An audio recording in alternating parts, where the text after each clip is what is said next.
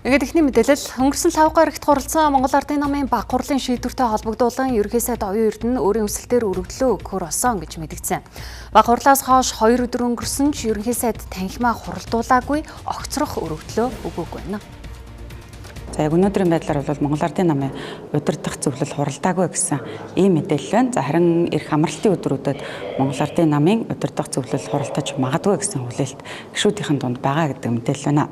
За тэгэхээр шинэ ерөнхий сайдын одоо нэр эцэслэн шийдвэрлэгдэх энэ процесс явагдаагүй гэсэн үг. За харин олон нийтийн сүлжээний захин орчинд явагдаж байгаа эдгээр мэдээллүүдийг за ерөнхий сайдад горилогчдын зүгээс за олон нийтийн санаа бодлыг ажиах за мэдээллийн манипуляц гэх ийм үзэгдэл явагдаж байгаа гэдгийг тодтогхон зүйтэй. За процессын хувьд Монгол улсын одоо ерөнхийлөгч засгийн газар огцорсны дараа за 5 хоногийн дотор шинэ ерөнхий сайдад одоо нэр дэвшигчийг улсын их хурлд танилцуулах ийм хуулийн зохицуулалттай.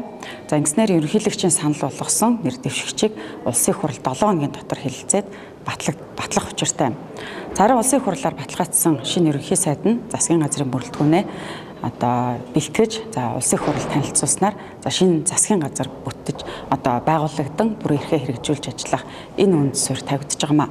За өнөөдрийн хувьд бол Монгол улсын ерөнхий сайд оюурдан за хамтарсан засгийн газрын оны одоо хамтарсан засгийн газрынхаа отгон хуралдааны хийхээр төлөвлөсөн байсан ч за тодорхойгүй шалтгаанаар хойшилсон гэдэг энэ мэдээллийг засгийн газрын мэдээллийн албанаас өгч байна.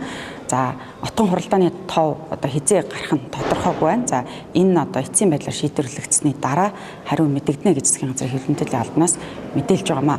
Парламент өөрсдийн бий болгосон энэ 14 мега төсөл гэдэг энэ түүхийг зогсолтгүй үргэлжлүүлэхээр бас ард түмнийхээ өмнө хүлээсэн хариуцлага байгаа гэж би бодож байна.